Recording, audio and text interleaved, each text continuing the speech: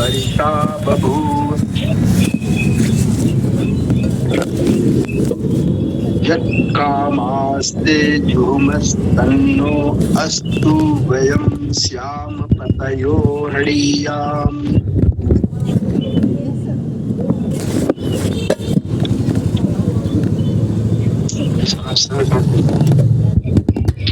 प्रजापते तद्वत एतानि अन्यो विश्वा जातानि परिता बभूव। यत्कामास्ते जुहुमः ततयो अस्तु वयं स्याम पतयोरयीणाम्।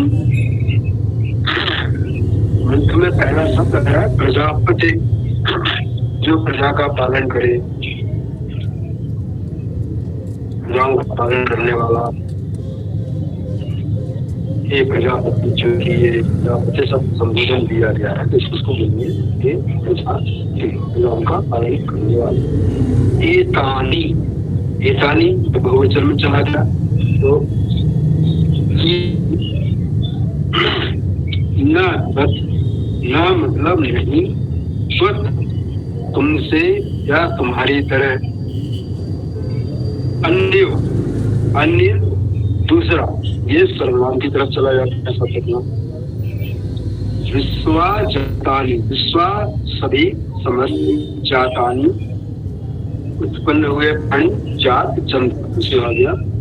परिता, परि सभी ओर से, ता का अर्थ लेते हैं, पर यहाँ पर तुमको या ये जो तुम्हारे तरफ है से मिल गया था। ता ते सौते हो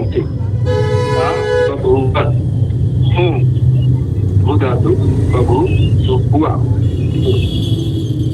जित कामा, ये नाम चला गया। कामा जो हमारी कामनाएं, अभिलाषाएं, इच्छाएं रहती हैं, उनके लिए कहा गया है। वो चलो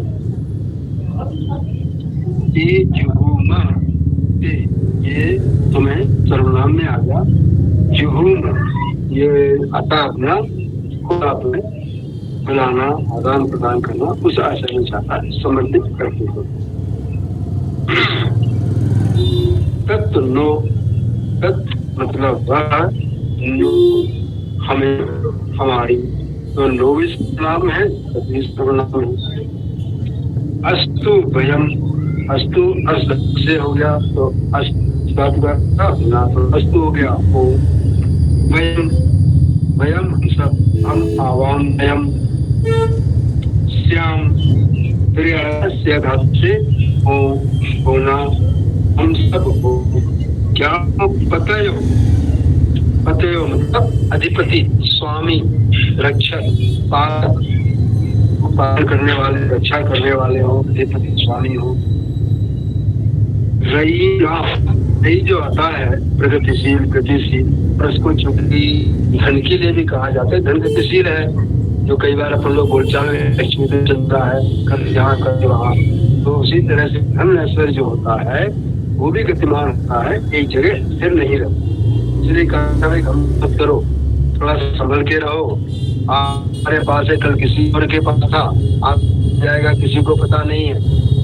तो इस तरह से जो एक कहावतें बनी हुई है, वो इसलिए बनी क्योंकि जो धन संपत्ति है ये चलायमान है, चंचला है, ऐसा शास्त्रों का, ज्ञानियों का मत है। इसलिए रही नाम रही धातु से आता है, गतिशील, प्रगतिशील।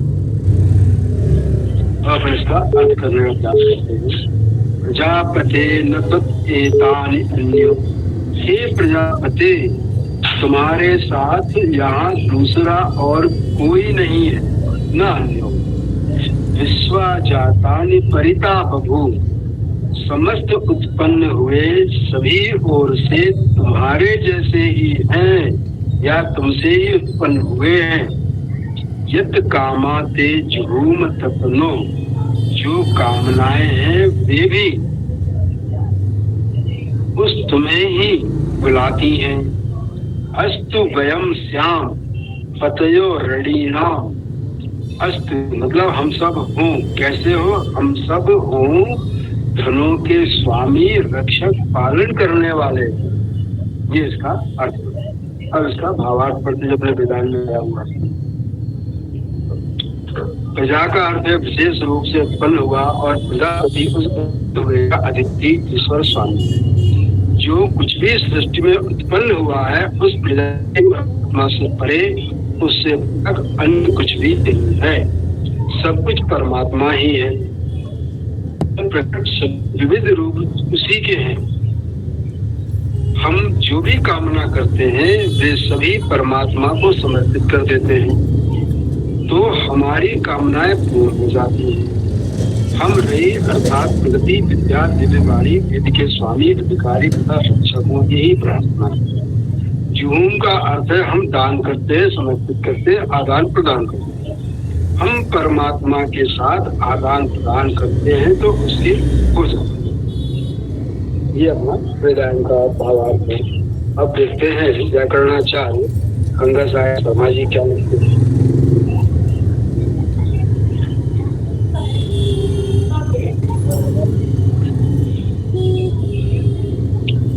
उनकी पुस्तक में लिखा हुआ है, हे प्रजापति, तुम्हारे अतिरिक्त दूसरा कोई भी इस समस्त उत्पन्न वर्तमान भूतों को प्राणियों को संव्याप्त नहीं कर सकता। हम जिस कामना से तुम्हारा हवन करते हैं वह हमें प्राप्त हो तथा हम धनों के स्वामी बने। ये इसने पंडित गंगा साहेब शर्मा जी का धन्यवाद।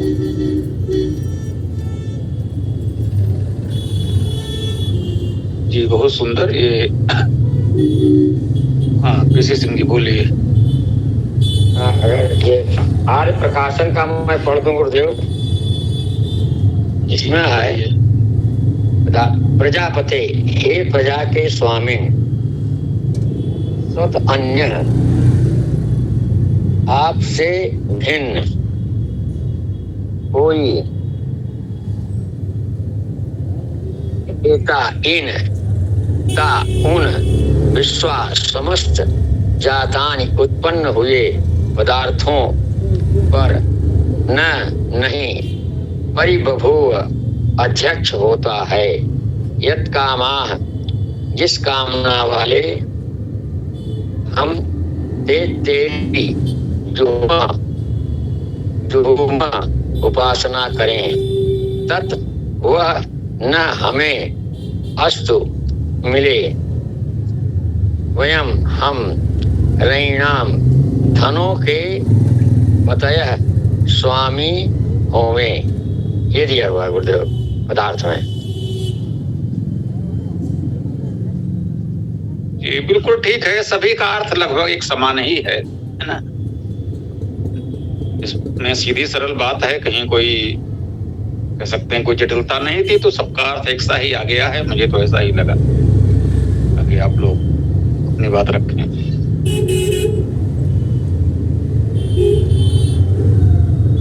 वो तो गुरुदेव पर्यायवाची में हम बोलचाल है जाता, हल्का बोल ना, वो तो अंदर नहीं जाता।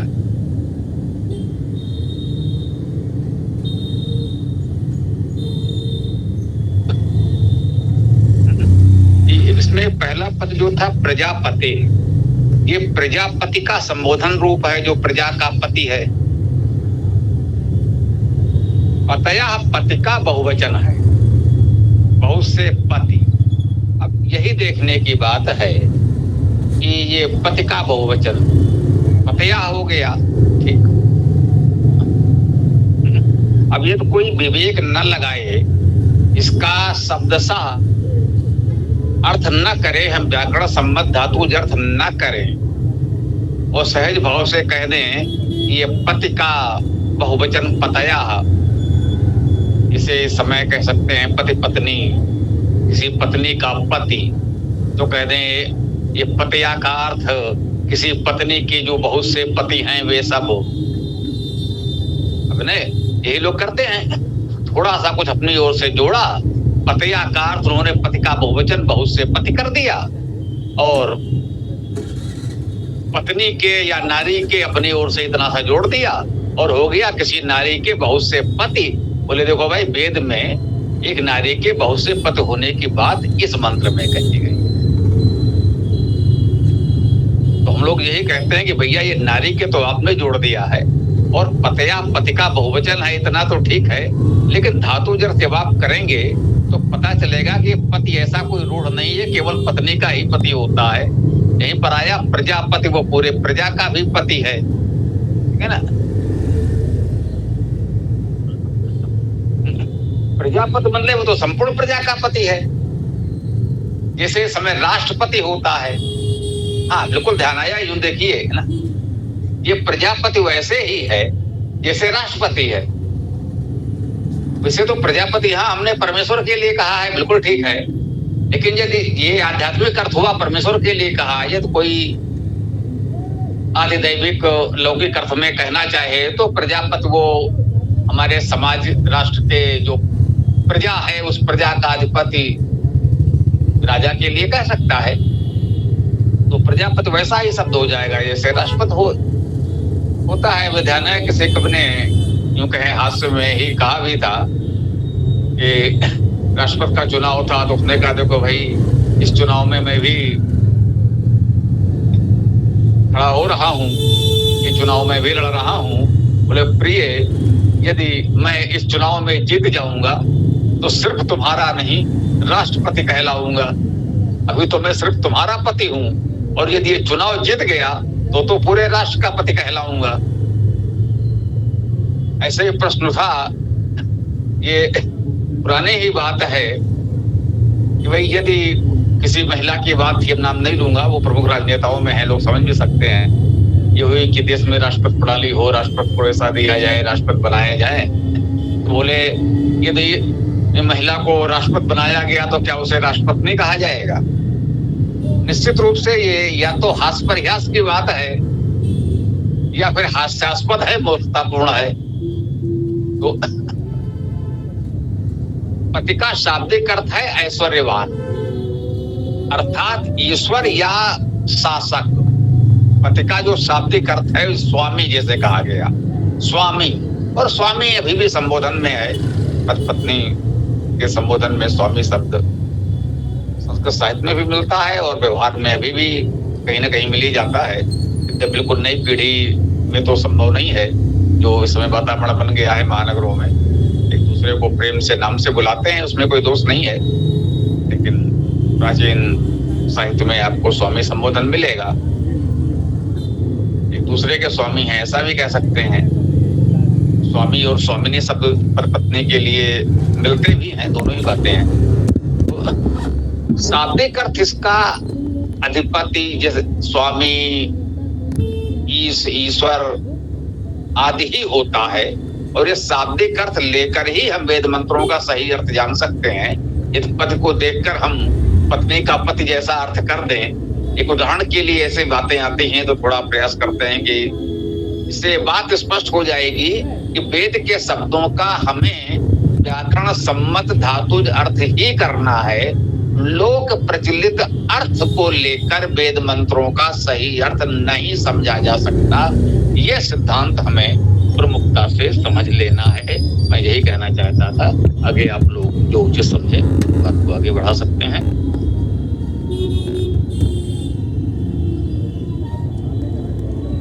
जी धन्यवाद गुरुदेव।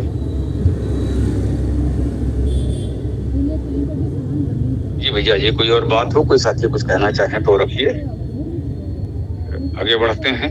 आज कुछ कारण तो ऐसा लग रहा है कि हाँ कैसे क्या है, चलो, लेकिन फिर भी ठीक है, पर्याप्त लोग हैं हम लोगों की चर्चा के लिए। बोलिए।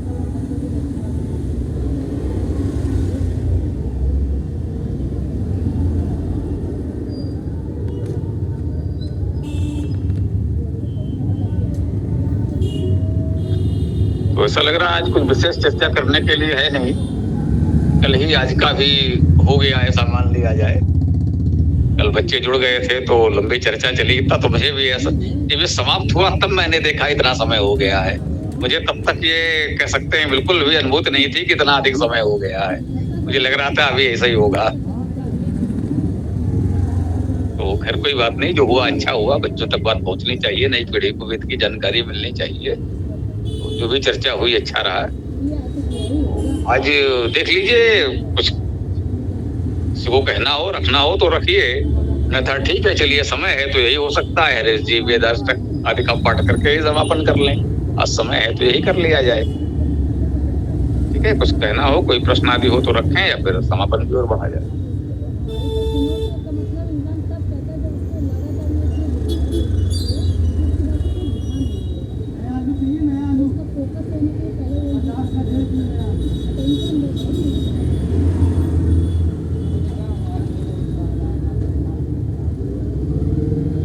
वेदाष्टक का पाठ करवा दीजिए गुरुदेव। बल्कि चर्चा में बार बार ये शब्द आ रहा है शूद्र वाला, जिस पर अपन लोग चर्चा कर भी चुके हैं। तो यदि वो वीडियो मिले तो अमन जी को भेज दिया जाए, रिकॉर्डिंग और उसकी भी है तो उससे लगता है मुझे उनको काफी उससे स्पष्टता आ सकती है। ये सीताराम जी ने वीडियो एक दिया तो है अपने इसी समूह में।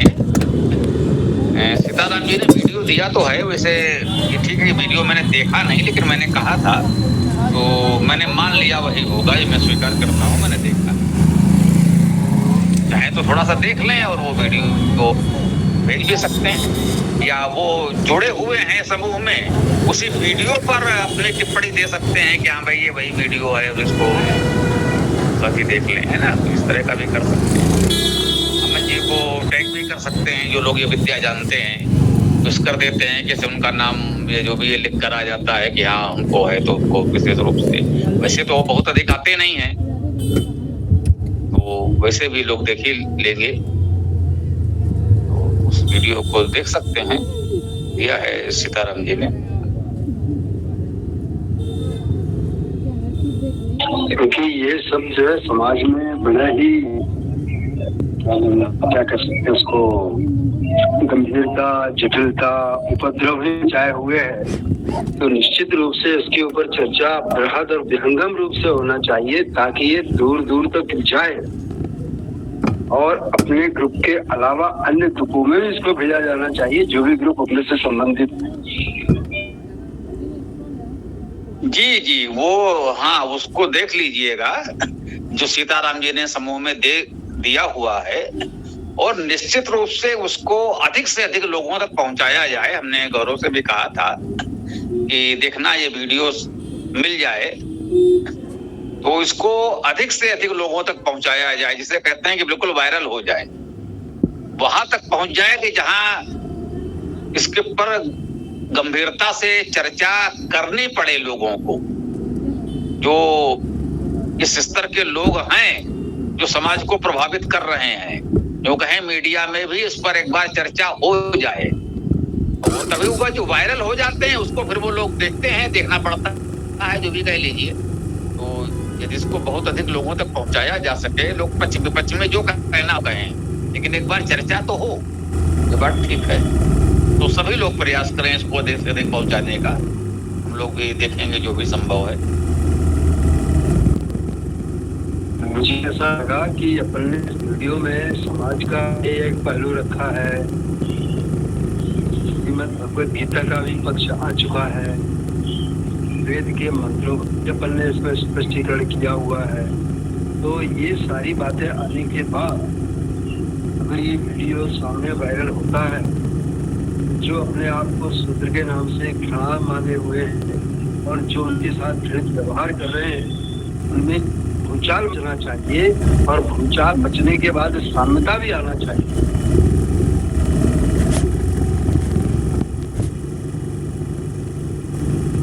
जी ठीक बात है। तो आगे बढ़े। पीसी सिंह जी कुछ कह रहे थे, ऐसा मुझे लगा, तो बताएं। हाँ जी गुरुदेव, ऐसा है कि आरएसएस की ओर से दिसंबर के महीने में हिंदू सम्मेलन का आयोजन किया जाना है।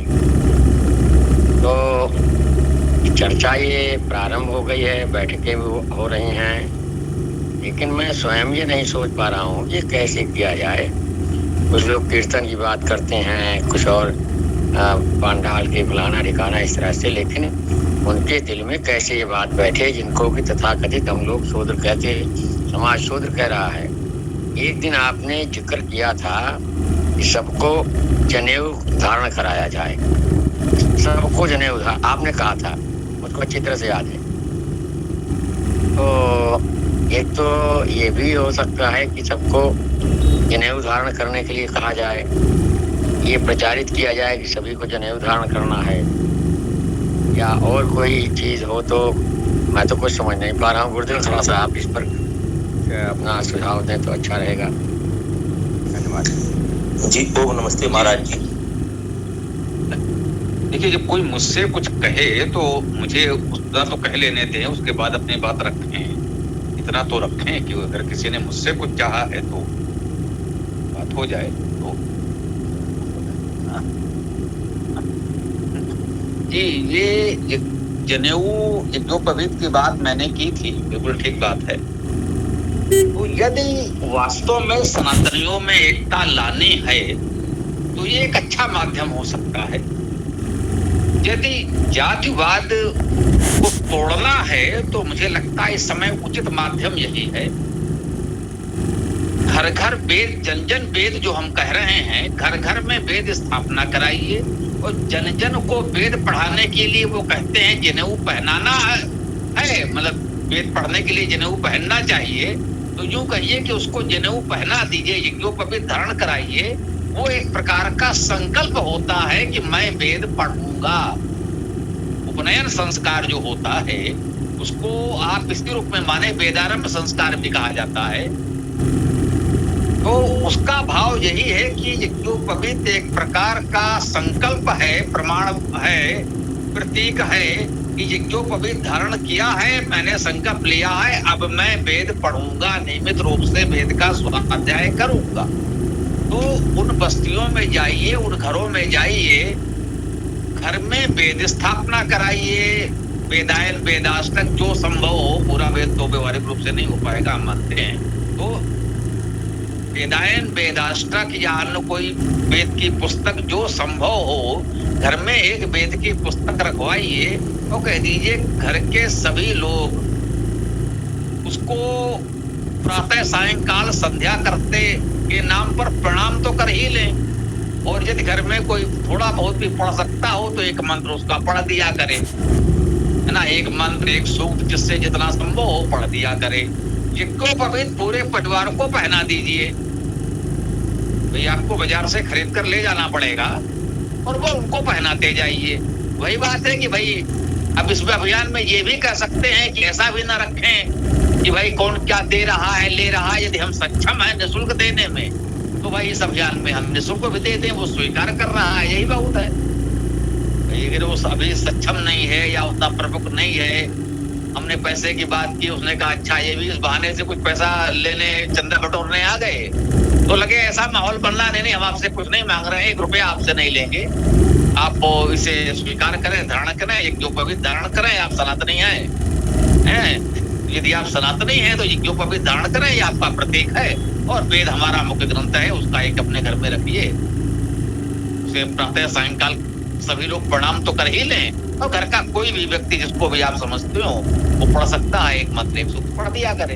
तो इस तरह से एक वैदिक परिवार की स्थापना हो गई। तो मुझे लगता है सबसे बड़ा प्रतीक है, यदि इन दलित कहे जाने वाले परिवारों में आपने इस तरह से यज्ञोपवीत और वेद स्थापना का अभियान चला दिया तो जो ये रूढ़वादी मठाधीश बैठे हैं, निश्चित रूप से इनका आसन डोलने लगेगा और ये अपने कुंठा भड़ास निकालने लगेंगे, कुछ ना कुछ उल जलूल बोलने लगेंगे और समाज में एक, जो भी कह लीजिए, एक विक्षोभ उत्पन्न होगा और उससे कुछ अमृत भी निकलेगा, इसमें भी कोई संदेह नहीं है। तो मुझे लगता है ये बिल्कुल उत्तम विचार है कि घरों में हम जाएं, यज्ञोपवीत पहनाएं और वेद स्थापना करा दें। हाँ, अब रह गई बात सामूहिक आयोजन की, ये भी अच्छी बात है। यदि कहीं 10, 20, 50, 100, 200 जितने एकत्र हो सके और उनको सामूहिक रूप से वहां यज्ञोपवीत पहनाया जा सके तो ये और भी अच्छी बात होगी। मीडिया में उसकी सूचना और अच्छी आएगी कि हाँ भाई वहां पर सामूहिक यज्ञोपवीत संस्कार होना है। मीडिया के लोग आ गए, उन्होंने भी उसका थोड़ा प्रचार प्रसार कर दिया कि दलित बस्तियों के लोगों में भी ये सामूहिक यज्ञोपवीत संस्कार हुआ, उन्हीं के बस्तियों में आयोजन कीजिए, उसी क्षेत्र में आसपास कोई भी स्थान देख करके तो लगे कि हाँ उसी बस्ती में उन्हीं लोगों का किया जा रहा है, मीडिया में प्रचारित हो, समाचार पत्रों में आएगा, कुछ यूट्यूब पर आएगा, हो सकता है कई स्थानीय टीवी चैनल पर भी आ जाए, छोटे बड़े बहुत चैनल हैं, आ भी सकता है। तो ये किया जा सके तो बहुत उत्तम होगा। तो आगे आप अपनी बात कर सकते हैं, दीनानाथ जी कह रहे थे। धन्यवाद गुरुदेव जी, मैं रखूंगा इस बात को।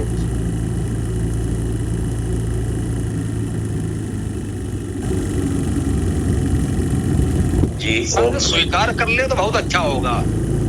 संघ के लोग इस व्यवस्था को यह स्वीकार कर लें तो समझिए कि हमारी समस्या हल हो गई। मैं यूं कह रहा हूं, यदि संघ स्वीकार कर ले इस प्रस्ताव को तो हमारी सारी समस्या हल हो जाएगी। लेकिन थोड़ी कठिनाई तो है, प्रयास करते रहें, ईश्वर सफलता दे, यही कह सकते हैं। जी बोलिए। मैं गुरुदेव बैठकों में जिक्र करूंगा, प्रयास भी करूंगा, तर्क भी दूंगा।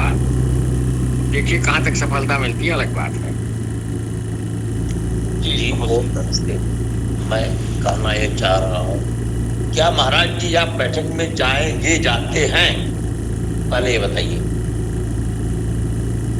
मुझसे पूछ रहे हैं? जी हाँ, पीसी जी महाराज अब बैठक में जाते हैं, जाएंगे क्या?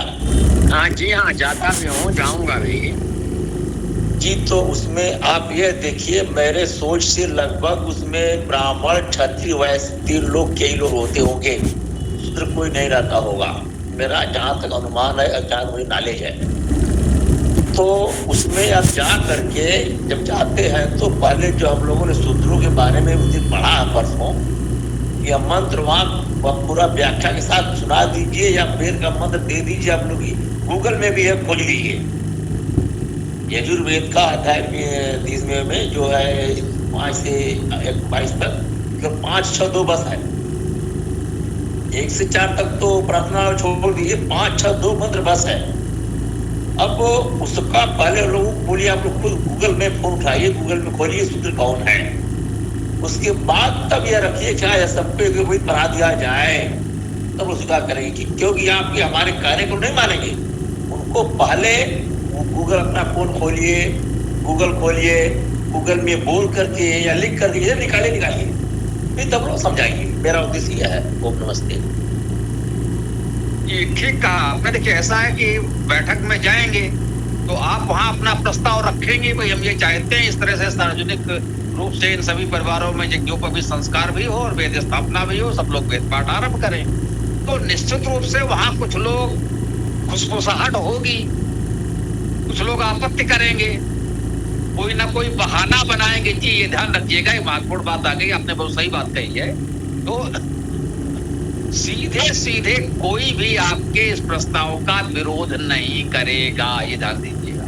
कोई नहीं कहेगा कि नहीं वेद का प्रचार नहीं होना चाहिए, कोई ये नहीं कहेगा कि यज्ञोपवीत संस्कार नहीं होना चाहिए, कोई नहीं कहेगा। ये मैं आपको पहले से बता देता हूँ। हो सकता है बाद कोई मिल जाए, सामान्यतः कोई स्पष्ट विरोध नहीं करेगा, लेकिन कोई ना कोई बहाना बनाकर इसको टालने का, न करने का व्यवस्था अवश्य बताएगा कि हाँ ठीक है आपकी बात, लेकिन किंतु परंतु लगा करके उसे किसी प्रकार से वो टालेगा, करेगा नहीं।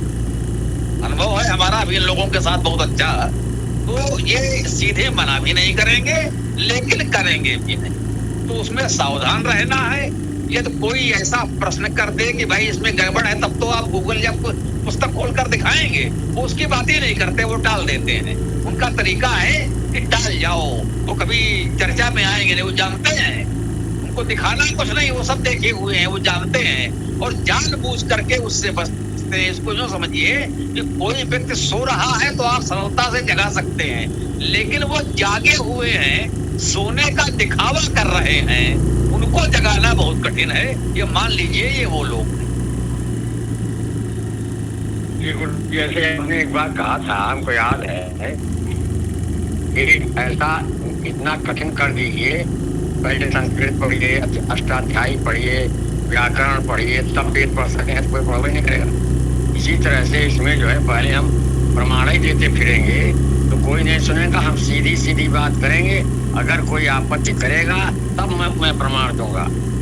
कोई कहे तो इनकार तो करे, एक बात। दूसरी बात ये, जहाँ तक ये कहते हैं कि नहीं ये केवल ब्राह्मण क्षत्रिय वैश्य ही हैं, तो ऐसा नहीं है, वो दलित वर्ग के भी हैं, महादलित वर्ग के भी हैं, जिसको आदिवासी कहते हैं, वो भी हैं। और अब हम तो नाम नहीं लेना चाहते, लेकिन भारतीय बिरादरी के हैं, चरमकार बिरादरी के हैं, ऐसा नहीं, सभी लोग हैं। ये अलग बात है कि उनकी संख्या कम है, लेकिन अब बहुतायत में तो ये सोकाल सवर्ण है वही है, लेकिन ऐसा नहीं वो नहीं है। मैं ये सोच रहा हूँ, मैं प्रस्ताव रखूंगा जरूर, और हो सकता है उपहास ही माने लोग, उपहास करें हमारा, हो सकता है ये भी कर सकते हैं, तो उसकी परवाह न करते हुए मैं करूंगा जरूर। धन्यवाद। कि आप निश्चिंत रहें, आप प्रस्ताव रखें, वो उपहास भी नहीं करेंगे आपका, ये भी मैं आपको विश्वास दिलाता हूँ, क्योंकि संघी इस मामले में बड़े शालीन होते हैं, ध्यान दीजिएगा। ये झगड़ालू नहीं होंगे, आप इन बैठकों में वो झगड़ालू नहीं होंगे। आपका प्रस्ताव आएगा तो बहुत शालीनता से वो उत्तर देंगे, इसका वो सीधा विरोध नहीं करेंगे, न वो वेद का विरोध कर सकते हैं, न वो यज्ञोपवीत का विरोध कर सकते हैं। हाँ, वो कोई बहाना बनाकर टाल देंगे, ये निश्चित मानिए, वो स्वीकार नहीं करेंगे। तो दोनों बातें, न तो वो विरोध करेंगे न स्वीकार करेंगे, वो बहाने लेकर आ जाएंगे। अब उनके बहाने आप देखते जाइए कौन कौन से आते हैं। इसको उदाहरण के रूप में ऐसे समझिए, जैसे गीता प्रेस ने जो वीडियो जारी किया कि हम वेदों का प्रकाशन नहीं करेंगे, कुल मिलाकर उनको वेद का प्रकाशन नहीं करना है, ये तो पता है, लेकिन क्यों नहीं करेंगे, कितने बहाने बनाए हैं जरा देख लीजिए। सारे बहाने कितने हास्यास्पद हैं, कोई भी उसको देखकर समझ सकता है कि इन बहानों में कहीं कोई आधार नहीं है। सारे के सारे बहाने पूरी तरह हास्यास्पद हैं, और कोई बच्चा भी कहेगा कि शायद मूर्खतापूर्ण भी है। तो ये जो रूढ़वादी समाज है, इसका प्रतीक गीता प्रेस गोरखपुर भी है, राष्ट्रीय स्वयंसेवक संघ भी है, ये जो बाबाओं साधुओं के अखाड़े हैं 13 ठो, इसमें अभी एक किन्नर अखाड़ा भी बन गया है। तो ये अखाड़े के जितने साधु महंत महामंडलेश्वर हैं, ये भी उसी परंपरा के प्रतिनिधि हैं। ये वो लोग हैं, ये वेद को स्वीकार नहीं करेंगे, यज्ञोपवीत को स्वीकार नहीं करेंगे, लेकिन खुला विरोध करने का साहस भी नहीं है। वहाँ खुला विरोध केवल जगत गुरु स्तर के लोग करते हैं। वो इनका सर्वोच्च स्तर इतना बड़ा है कि मान लिया जाता है कि भाई अब इनका विरोध तो कोई नहीं कर सकता, ये तो बिल्कुल जगत गुरु हैं, वो चाहे शंकराचार्य हैं या रामानंदाचार्य हैं, वल्लभाचार्य हैं, मतलब विभिन्न ये प्रमुख संप्रदायों के जो सुप्रीम सबसे बड़े वाले परम पूज्य संत हैं, वे जगत गुरु कहलाते हैं। वो अलग बात है कि वो अपने गुट के ही गुरु होते हैं, लेकिन जगत गुरु कहे जाते हैं, सर्वोच्च स्तर के हैं। केवल वो लोग तो साहस कर लेते हैं कि स्पष्ट रूप से कह देते हैं कि नहीं, इनको अधिकार नहीं है। सामान्यतः ये लोग कभी भी स्पष्ट मना नहीं करेंगे, लेकिन स्वीकार नहीं करेंगे कि आप पहले से समझ लीजिए, फिर उस हिसाब से उनसे बात करें, कैसे इनको घुमाकर बहानों से बचाकर मुख्य मुद्दे पर लाया जाए। वो मुद्दे से भटकाकर दूसरी बातें आरंभ करेंगे। अरे भाई, लग जिहाद की ओर देखिए, मुस्लिम जनसंख्या बढ़ रही है, उसकी ओर देखिए, देखिए भाई आतंकवादी घटना हो गई, यहाँ पर इतने लोग मर गए, आप उस पर ध्यान दीजिए। वो विषय बदलने में बिल्कुल सिद्धहस्त हैं। जहां आप ये मूल विषय लाएंगे तो मुख्य मुद्दे से भटकाने में वो पूरी तरह सिद्धहस्त हैं।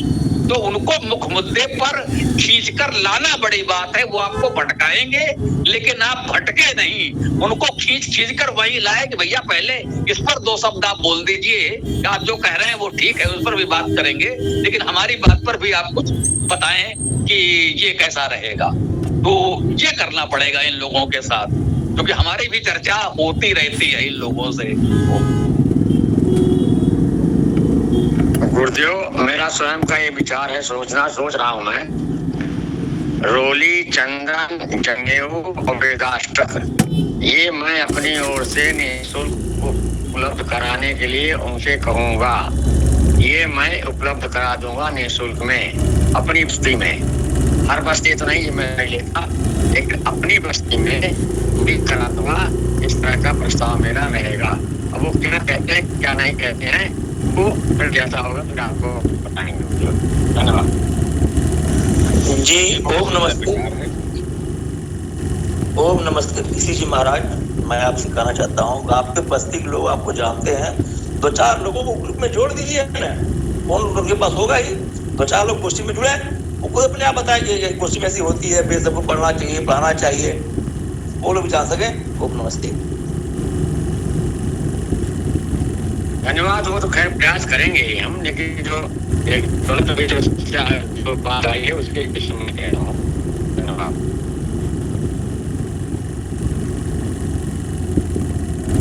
ये बहुत सुंदर विचार है और इस दिशा में हमें आगे बढ़ना है अपने सामर्थ्य के अनुसार।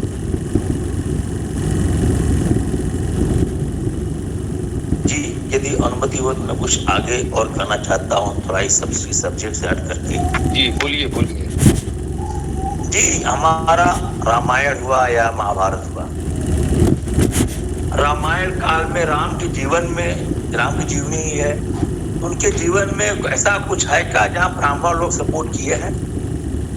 जैसे मल्लाह ने नदी पार कराया, सबरी ने बेर खिलाया, ऐसा कुछ तो है, लेकिन कहीं ब्राह्मण ने किसी कहीं सहयोग किया है क्या, ये जानना चाहता हूँ मैं।